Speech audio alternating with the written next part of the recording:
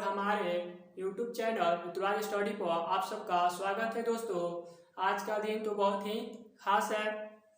विजयादशमी की पवित्र त्योहार पर सभी को बधाई एवं हार्दिक शुभकामनाएं। आज का हमारा टॉपिक है, हम जानेंगे कि कुछ रासायनिक समीकरण, यानी कौन कौन से रासायनिक समीकरण है और इसे के बारे में हम लोग क्या करेंगे, यानी एक एक टर्म समझते हुए आसानी से सीखेंगे और कहीं हमें रटना नहीं पड़ेगा। तो एक एक टर्म को समझते जाएंगे। आइए सीखते हैं आसानी से, इजी वे में।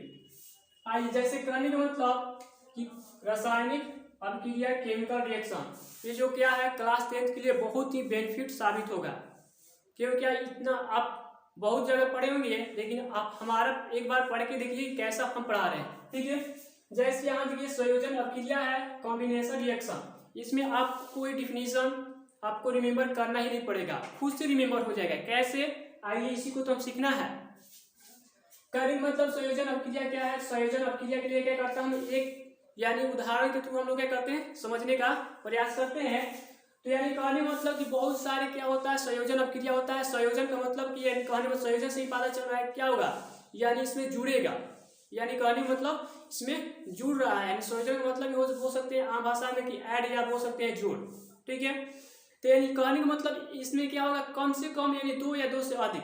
यानी ये क्या होता है, इसके बारे में उदाहरण समूह समझते हैं। जैसे मान लेते हैं कि कोयला या कार्बन को क्या करते हैं, यानी ऑक्सीजन को उपस्थिति में जलाते हैं, तो जलाने के फलस्वरूप क्या बनता है, कार्बन डाइऑक्साइड गैस बनता है। तो मान लेते हैं कार्बन हो गया, कार्बन किसके उपस्थिति में जला रहे हैं, ऑक्सीजन की उपस्थिति में जला रहे हैं। जलाने के फलस्वरूप क्या बन रहा है, carbon dioxide gas. Carbon dioxide gas हो गया। इसमें इसको क्या, कार्बन क्या होता है जानते हैं, सॉलिड होता है। एस किस लिए लिखे, इस सॉलिड के लिए लिखे। सॉलिड के लिए क्या लिखे, सॉलिड के लिए सॉलिड हो गया। सॉलिड के लिए एस लिख दिए, और लिक्विड के लिए क्या लिख दिए, लिक्विड के लिए ए लिख दिए, सॉलिड के लिए एस लिख दिए, और गैस के लिए क्या लिख देंगे हम लोग, गैस के लिए जी लिखेंगे, स्मॉल। यानी स्मॉल जी लिख दिए, स्मॉल ए लिख दिए, स्मॉल एस लिख दिए। यानी समझ जाएंगे कि यानी एस लिखा हुआ है तो ये इसका मतलब कि कार्बन क्या है, यानी सॉलिड। सॉलिड का मतलब क्या होता है, ठोस। ठीक है, और यहाँ क्या है, यानी ऑक्सीजन जानते हैं क्या होता है, यानी गैस होता है।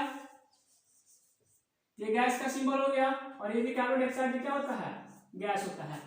यानी यहाँ तक तो आई होप यहाँ तक आप सबको आसानी से समझ में आया होगा कि एस क्यों लिख रहे हैं, जी क्यों लिख रहे हैं, और यहाँ जी क्यों लिख रहे हैं। यानी ये क्या है, यानी लिक्विड के लिए यानी एल लिखेंगे, गैस के लिए क्या लिखेंगे, यानी जी लिखेंगे, और सॉलिड के लिए क्या लिखेंगे, एस लिखेंगे। यही कार्बन के लिए ऑक्सीजन की उपस्थिति में जलाए तो कार्बन डाइऑक्साइड गैस बना। इसमें देख रहे हैं कि क्या इसी से हम परिभाषा बोल सकते हैं कि जब दो या दो से अधिक, ये दो है, दो या दो से अधिक पदार्थों क्या करते हैं, यानी अभिक्रिया करने के फलस्वरूप एक नए पदार्थ का निर्माण हो रहा है। एक नया पदार्थ हो रहा है, इसका नया पदार्थ का नाम क्या है, कार्बन डाइऑक्साइड बोल सकते हैं। यानी जब दो या दो से अधिक पदार्थों को अभिक्रिया करते हैं, परस्पर अभिक्रिया करते हैं, तो अभिक्रिया के फलस्वरूप क्या होता है, एक नए पदार्थ का निर्माण होता है। उसे हम बोल सकते हैं संयोजन अभिक्रिया। क्या बोल सकते हैं, संयोजन अभिक्रिया। संयोजन अभिक्रिया को हम लोग इंग्लिश में क्या बोल सकते हैं, इंग्लिश में बोल सकते हैं कॉम्बिनेशन रिएक्शन। कॉम्बिनेशन रिएक्शन भी बोल सकते हैं, या संयोजन अभिक्रिया भी बोल सकते हैं। यानी यहाँ क्या कर सकते हैं, हम यहाँ क्या कर सकते हैं, यहाँ लिख सकते हैं, ये कौन सा अभिक्रिया हो गया, संयोजन। ये संयोजन अभिक्रिया हो गया, ये क्या हो गया, संयोजन हो गया। क्योंकि ये क्या है, दो यानी कहने मतलब कि कम से कम दो पदार्थों के संयोग से मिलकर ही बना हुआ है। उसी पर एक और एग्जाम्पल थ्रू और समझने का प्रयास करते हैं। जैसे मान लेते हैं कि जल कैसे बनता है। जल जानते हैं कैसे बनता है, हाइड्रोजन और ऑक्सीजन की उपस्थिति से ही क्या होता है, जल का निर्माण होता है। तो हाइड्रोजन और ऑक्सीजन, यानी जब हाइड्रोजन क्या करता है, ऑक्सीजन की उपस्थिति में क्या करता है, क्रिया करता है, तो क्रिया करने के फलस्वरूप क्या बनता है, जल बनता है। जल बन गया तो ये हाइड्रोजन क्या हो गया, हाइड्रोजन यानी कहने मतलब लिक्विड है, गैस है, क्या है, ये गैस होता है। ऑक्सीजन भी क्या होता है, गैस होता है। और जल क्या होता है, जानते हैं, हम क्या जानते हैं, लिक्विड होता है। जल क्या है, लिक्विड है, तरल है, द्रव है। और उसी फसलों को क्या करेंगे, समीकरण को देखेंगे संतुलित है या नहीं, क्योंकि समीकरण संतुलित करना हम लोगों ने क्या किया पिछले क्लासों में, यानी पिछले क्लास में बहुत सारे हम लोग समीकरण संतुलित करना सीख लिए हैं। जो यानी बच्चे क्या है अभी तक नहीं देखे हैं, या जो दोस्त अभी तक नहीं देखे हैं, वो क्या कर सकते हैं, यानी पीछे के लेक्चर को आप देख सकते हैं। ठीक है, यहाँ है हाइड्रोजन हो गया, ऑक्सीजन हो गया, क्या हो गया, जल बन गया।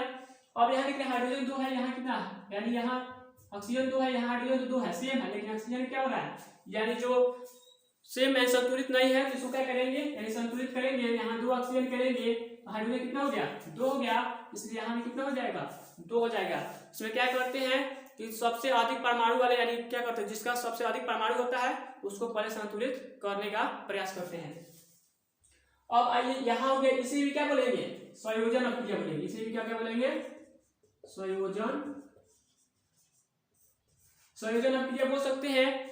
अब आते हैं कि संयोजन अभिक्रिया समझ गए कि वैसी अभिक्रिया जिसमें 2 या 2 से अधिक पदार्थों क्या करते हैं, संयोग करके एक नए पदार्थ का निर्माण होता है, उसे हम लोग क्या बोलते हैं, संयोजन अभिक्रिया।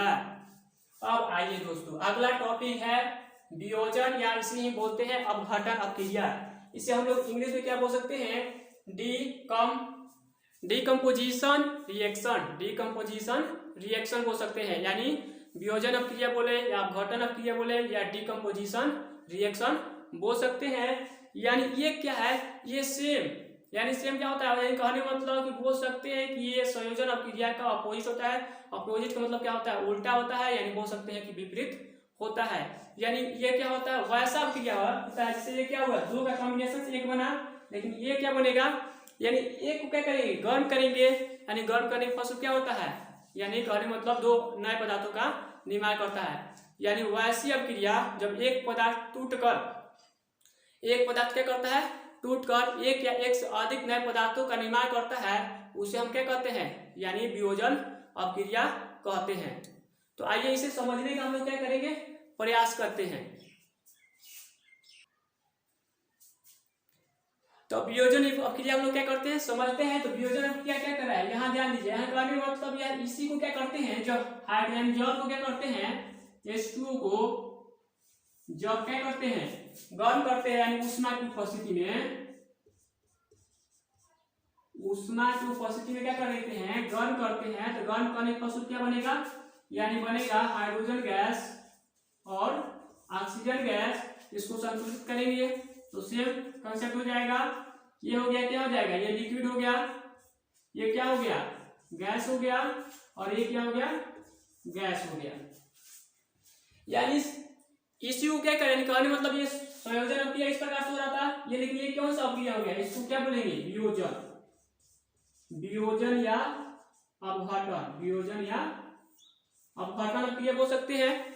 ये क्या हुआ, जब हम लोग ये कहने मतलब कि ऑक्सीजन और हाइड्रोजन का अभिक्रिया कराया, तब क्रिया का जल बना, तो उसे हम लोग कौन सा अभिक्रिया नाम दे दिया, अभिक्रिया का नाम हम लोगों ने दिया कौन सा, संयोजन अभिक्रिया। जब उसी को क्या रहा, जब जल बन रहा है, जल को ही क्या करें हम लोग उष्मा की उपस्थिति में, यानी कहने मतलब गर्म करते हैं, तो गर्म करने के फलस्वरूप क्या बन रहा है, यानी वियोजन अभिक्रिया हो रहा है। और वियोजन अभिक्रिया क्या होता है, हाइड्रोजन और गैस, यहाँ क्या हो रहा है, एक पदार्थ टूटकर 2 या 2 से अधिक पदार्थों का निर्माण करेगा।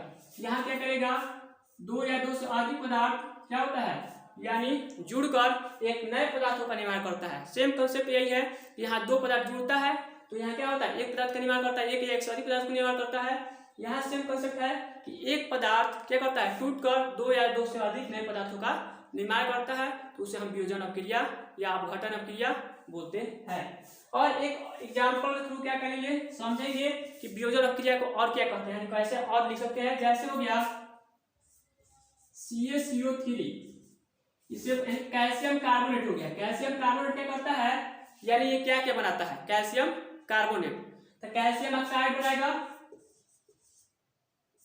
ठीक है, जब कैल्शियम ऑक्साइड हो जाएगा उसके बाद क्या हो जाएगा, कार्बन डाइऑक्साइड गैस हो जाएगा। यानी कैल्शियम ऑक्साइड और कार्बन डाइऑक्साइड गैस, यानी कैल्शियम ऑक्साइड को इसे बोलते हैं, इसका कैल्शियम कार्बोनेट को चूना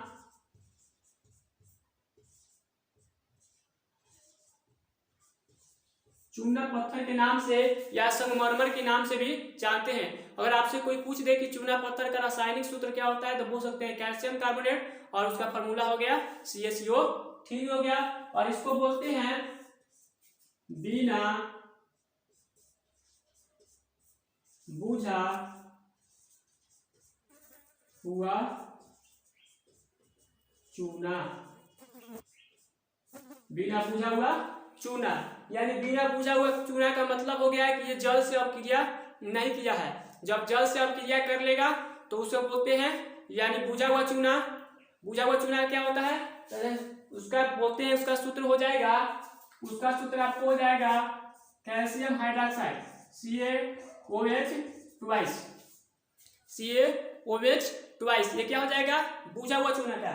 ये किसका सूत्र है, बिना बुझा हुआ सूत्र, यानी बिना बुझा हुआ चूना का। इसका कितना हो गया, कैल्शियम ऑक्साइड, कैल्शियम ऑक्साइड हो गया। ठीक है, इसे चूना पत्थर बोलेंगे। और इसमें भी क्या हो रहा है, देख रहे हैं कि एक पदार्थ टूट रहा है, किसकी उपस्थिति में, यहाँ लिख सकते हैं ऊष्मा की उपस्थिति में। ऊष्मा की उपस्थिति में क्या हो रहा है, टूटकर, यानी दो या दो से अधिक पदार्थों क्या कर रहा है, निर्माण कर रहा है। तो इससे हम ऐसी अपक्रिया क्या बोलेंगे, यानी बोलेंगे यानी वियोजन अपक्रिया, अपघटन अपक्रिया, या बोल सकते हैं डिकम्पोजिशन रिएक्शन।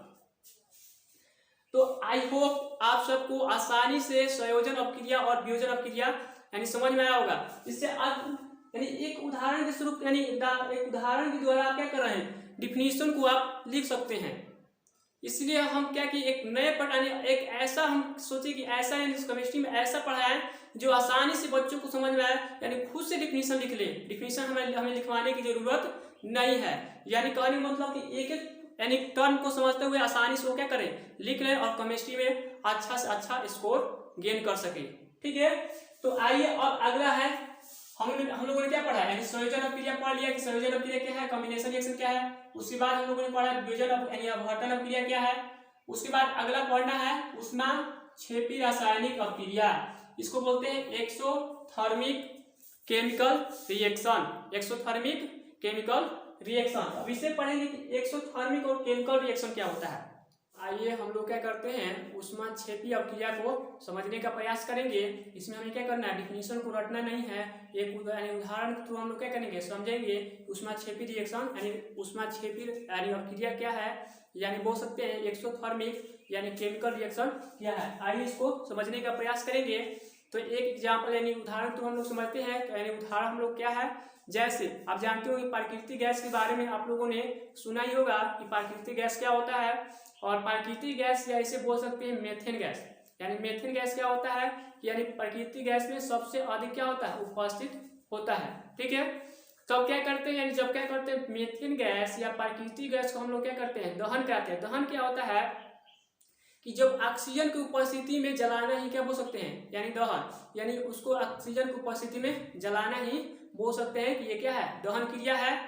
तो यानी जब दहन करते हैं तो दहन करने के फलस्वरूप क्या होता है, कार्बन डाइऑक्साइड गैस और जल का निर्माण होता है। यानी हम लोग दहन करते हैं, CH4 है, इसी को मेथेन गैस बोलते हैं। और क्या किसके उपस्थिति में, ऑक्सीजन की उपस्थिति में दहन किए। दहन करने के फलस्वरूप क्या हो गया, यानी क्या बोल रहा है, कार्बन डाइऑक्साइड गैस और जल का निर्माण हो रहा है, जल का निर्माण हो रहा है। तो अब क्या करेंगे, इसको अब समीकरण को संतुलित करेंगे। समीकरण को संतुलित करेंगे, यहाँ ऑक्सीजन 2 है, यहाँ कितना है, 1 एंड 2 1 कितना हो गया, 3 हो गया। इस साइड यानी कहने मतलब लेफ्ट साइड 2 है और राइट साइड कितना हो गया, 3 हो गया। इसे संतुलित करेंगे, इस साइड कार्बन 1 है तो कार्बन 1 है, हाइड्रोजन कितना है, 4 है, तो यहाँ हाइड्रोजन कितना है, 2 है। यहाँ संतुलित करेंगे तो कितना हो गया, हाइड्रोजन तो 4 हो गया, लेकिन ऑक्सीजन यहाँ कितना हो गया, 2 और 2 4 हो गया। यहाँ कितना करेंगे, 2। अब समीकरण क्या हो गया, संतुलित हो गया। समीकरण संतुलित हो गया तो ये बोल सकते हैं कि क्या है, यानी कहने मतलब CH4 हो गया। और इसके फलस्वरूप क्या, यानी कहने मतलब क्या होता है कि ऊष्मा निकलता है। प्लस में क्या होता है, ऊष्मा, ऊष्मा बोल सकते हैं या ऊर्जा। ठीक है, यानी वैसी अपक्रिया जिसमें उत्पाद के निर्माण यानी उत्पाद या प्रतिफल के निर्माण के साथ साथ ऊर्जा या ऊष्मा का भी निर्माण होता हो, वैसी अपक्रिया को हम लोग कौन सा अपक्रिया बोलते हैं, ऊष्माक्षेपी अपक्रिया बोलते हैं। यानी कहने मतलब यहाँ देख रहे हैं कि वैसी अपक्रिया जिसमें यानी यहाँ उत्पाद कुछ न कुछ निर्माण हो रहा है, उत्पाद या प्रतिफल क्या हो रहा है, निर्माण हो रहा है और उसके फलस्वरूप क्या हो रहा है, ऊष्मा या ऊर्जा का यानी कहने मतलब निर्माण होता है, उसे हम लोग क्या बोलते हैं, यानी ऊष्माक्षेपी अपक्रिया बोल कहते हैं। यानी बनता है, निर्माण होता है, ठीक है, या उत्पन्न होता है, यानी कोई भी बोल सकते हैं जनरली अपने लैंग्वेज में, ठीक है। तो अब आइए इसे, ये तो समझ गए, यानी जो क्या कर रहे हैं प्राकृतिक गैस, इसी को बोलते हैं मीथेन, जो कि आप लोग कार्बन चैप्टर में जानेंगे कि मीथेन का फॉर्मूला CH4 कैसे होता है। इजी वे में आपको कैलकुलेशन करते हुए, यानी प्रत्येक यानी जितने कार्बन बहुत सारे कार्बनिक यौगिक का हम लोग क्या करेंगे, फॉर्मूला क्या करेंगे, फाइंड आउट करेंगे कार्बन चैप्टर में। तो जो चैप्टर है उसमें तो आसानी से हम क्या करेंगे, इजी वे में बताएंगे ही कि ये मीथेन का फॉर्मूला CH4 कैसे होता है, इतना होता है तो कैसे होता है। अब आते हैं, ये तो एक फॉर्मूला हो गया, जैसे ये तो एक रिएक्शन हो गया और उदाहरण से तो समझ गए कि यानी वैसी अपक्रिया जिसमें क्या होता है, यानी अपक्रिया का फलस्वरूप क्या होता है, अपक्रिया हुआ, अपक्रिया का फलस्वरूप क्या हो गया, यानी प्रतिफल या उत्पाद के निर्माण के साथ साथ ऊष्मा या ऊर्जा का भी निर्माण हो, उसे हम कहते हैं ऊष्माक्षेपी अपक्रिया। अब अगला आ गया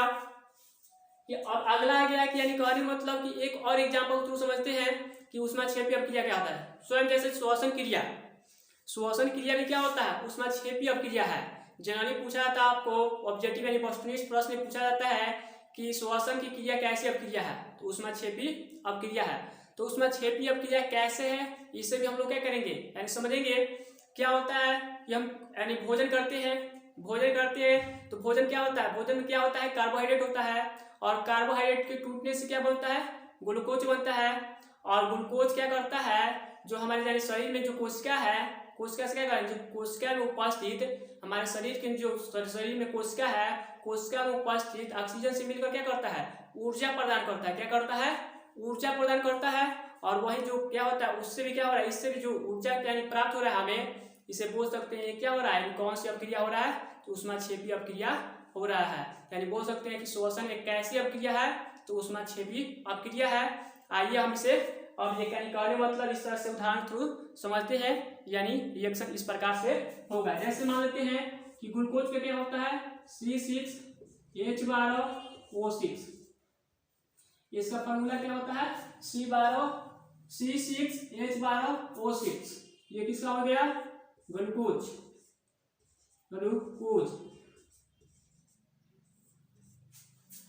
का फॉर्मूला हो गया। और इसके बाद अपक्रिया किसकी उपस्थिति में, तो अपक्रिया क्या कराएंगे, यानी ऑक्सीजन को उपस्थिति में करा रहे हैं, क्योंकि अब ऑक्सीजन से ही क्या कर रहा है, मिलकर, यानी ऑक्सीजन से ही मिलकर क्या कर रहा है, ऊर्जा का निर्माण कर रहा है, ऑक्सीजन हो गया। और अपक्रिया करके बन रहा है कार्बन डाइऑक्साइड गैस और जल H2O, जल क्या बन रहा है, H2O का निर्माण कर रहा है। और यहाँ समीकरण क्या करना है, संतुलित नहीं है, तो इसको हम लोग क्या करेंगे, संतुलित करेंगे। तो संतुलित करेंगे, यहाँ कितना हो जाएगा, यहाँ कहने मतलब यहाँ 6 हाइड्रोजन ऑक्सीजन रखते हैं, यहाँ कितना हो जाएगा, 6 हो जाएगा, और यहाँ कितना हो जाएगा, 6 हो जाएगा। तो आप क्या करें, काउंट करेंगे कितना हो जाएगा, यहाँ लिख रहे हैं कि ऑक्सीजन कितना है, 6 है, और यहाँ कितना है, 12 6 18 हो गया। और इस साइड में 6 और 6 में कितना हो गया, 12, और 12 6 कितना हो गया, 18 हो गया। और इस साइड कार्बन लिख रहे हैं, इसलिए फिर हम यहाँ बोल सकते हैं कि आप 6 ही क्यों लिए, 6 इसलिए लिए, यहाँ देख रहे हैं कार्बन कितना है, 6 है, और यहाँ कार्बन कितना था, पहले 1 ही था।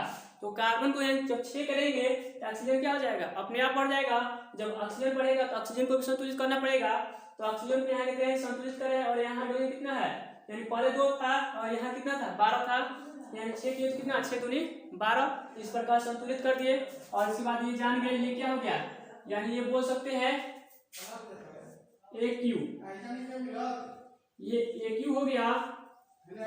और ये भी क्या हो जाएगा, यानी ये तो सॉलिड हो गया, और ये भी क्या बोल सकते हैं, ये क्या है, गैस है, G है, और इसे भी बोल सकते हैं लिक्विड है।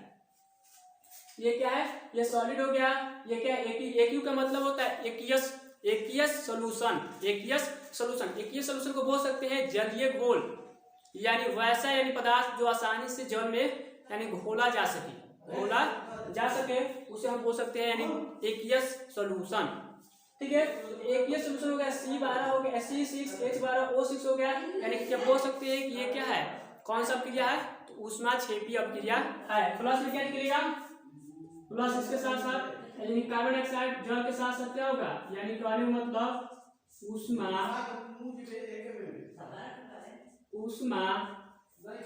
या ऊर्जा का क्या होगा, ऊर्जा का निर्माण होगा ही, यानी ऊष्मा या ऊर्जा का निर्माण होगा। यानी वैसी अपक्रिया जिसमें अपक्रिया के फलस्वरूप क्या कहते हैं, यानी अपक्रिया जो हुआ उसके फलस्वरूप क्या हुआ, यानी उत्पाद या प्रतिकारक का निर्माण होगा, यानी प्रतिकारक नहीं सॉरी प्रतिफल का जब निर्माण होता है तो उसके फलस्वरूप क्या होता है, यानी ऊष्मा और ऊर्जा भी उत्पन्न होता है, बनता है, या बोल सकते हैं कि निर्माण होता है, उसे हम कहते हैं यानी प्रदान होता है, उसे हम बोलते हैं ऊष्माक्षेपी अपक्रिया। आसानी से इजी वे में हम लोगों ने उदाहरण के थ्रू समझ लिए कि यानी वियोजन अपक्रिया क्या होता है, संयोजन अपक्रिया क्या होता है, ऊष्माक्षेपी अपक्रिया क्या होता है। अब लास्ट क्या होता है, लास्ट टॉपिक है जो ऊष्माशोषी रासायनिक अपक्रिया, यानी ऊष्माशोषी, शोषी से ही पता चल रहा है कि इसमें ऊष्मा का लॉस होगा, यानी ऊष्मा क्या है, क्या होगा, ऊष्मा या ऊर्जा का यहाँ ह्रास होगा। ठीक है, तो यानी कहने मतलब कि इसको भी एक एग्जाम्पल के थ्रू बोल सकते हैं या पहला डेफिनेशन भी बोल सकते हैं। यानी इसमें देख रहे हैं कि ऊष्माशोषी यानी ऊष्मा क्या हो रहा है यहाँ, और यानी क्या बोल सकते हैं कि अवशोषण हो रहा है, अवशोषण यानी क्या हो रहा है, सोख रहा है, यानी कहने मतलब यहाँ क्या हो रहा है, यानी हानि हो रहा है, ह्रास हो रहा है, लॉस हो रहा है, बोल सकते हैं। यानी बोल सकते हैं कि ऊष्माशोषी किस यानी अपक्रिया क्या है, तो वैसी अपक्रिया जिसमें अपक्रिया के दौरान क्या होता है, यानी अपक्रिया के फलस्वरूप ऊष्मा का क्या होता है, अवशोषण होता है, वैसे अपक्रिया को हम लोग बोलते हैं ऊष्माशोषी अपक्रिया, या जिसे बोलते हैं इसमें एंडोथर्मिक रिएक्शन यानी केमिकल रिएक्शन बोल सकते हैं। जैसे यहाँ दिया गया है, इसे बोलते हैं क्या पढ़ेंगे, बेरियम हाइड्रोक्साइड क्या करता है, किससे अपक्रिया कर रहा है, अमोनियम क्लोराइड से अपक्रिया करके ये क्या है, जैसे ये साइड ये क्या है, सॉलिड है, और यहाँ ये साइड ये भी क्या है, सॉलिड का हिस्सा कर रहा है, और यहाँ क्या कर रहा है, अपक्रिया किसके बीच हो रहा है, बेरियम हाइड्रोक्साइड और अमोनियम क्लोराइड के बीच अपक्रिया हो रहा है। अपक्रिया के फलस्वरूप क्या क्या बन रहा है, तो बेरियम क्लोराइड बन रहा है, तो बेरियम क्लोराइड बना, उसके फलस्वरूप क्या बना, अमोनिया गैस, यानी अमोनिया हो गया, एक ही अमोनिया हो गया, तो एक ही हो गया, ये क्या है, जलीय, यानी बोल सकते हैं कि जलीय खोल में घोला जा सकता है आसानी से, तो अमोनिया बना, और उसके फलस्वरूप क्या हो रहा है, जल का निर्माण हुआ। जल क्या होता है, लिक्विड होता है, और उसके साथ साथ क्या हो रहा है, यहाँ ऊर्जा या बोल सकते हैं ऊष्मा का क्या हो रहा है, ह्रास हो रहा है, या लॉस हो रहा है, या अवशोषण हो रहा है, कोई भी हम क्या कर सकते हैं, बोल सकते हैं इजी वे में।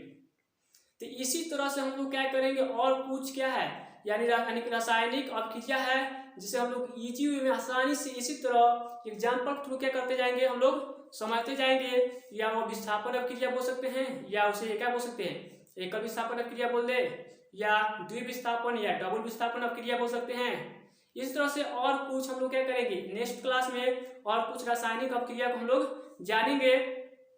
और आप सबके लिए एक और बड़ी खुशखबरी है, यानी खुशखबरी क्या है कि जल्द ही क्या होने वाला है, 10th और 12th के लिए टेस्ट सीरीज क्या होगा, स्टार्ट होगा, यानी जो सब्जेक्ट वाइज सब्जेक्ट रहेगा, यानी प्रत्येक सब्जेक्ट का होगा अपना, आपका चाहे जो सब्जेक्ट हो, यानी किसी भी स्ट्रीम से हो, या यानी कहने मतलब कि आप जब 12th का, यानी कहने मतलब 12th में क्या होता है, 3 स्ट्रीम होता है, 3 क्या होता है, स्ट्रीम होता है, उसका अलग अलग सब्जेक्ट का अलग अलग यानी क्या होगा, टेस्ट सीरीज चलेगा सब्जेक्ट बाय सब्जेक्ट। तो इसी तरह आप लोग क्या कीजिए, चैनल के साथ जुड़े रहिए, और आपको यहाँ से अधिक बेनिफिट दिया जाएगा, ताकि आप भी अपने यानी बोर्ड स्तर पर जो एग्जाम होगा उसमें अच्छा यानी स्कोर गेन कर सके, और अब इससे क्या होगा, आपको फायदा होगा ही होगा, और साथ ही साथ हम लोग का सहयोग भी होगा। तो इसी तरह से अगर आप लोग के जितने साथी हैं जो अभी तक इस चैनल से नहीं जुड़े हुए हैं, प्लीज उन्हें इसका के लिए ज़्यादा से ज़्यादा शेयर कीजिए, ताकि इस चैनल के साथ क्या करें, जुड़े, और अधिक से अधिक यहाँ से क्या होगा, आपको लाभ होगा। तो thank you, okay, have a nice day.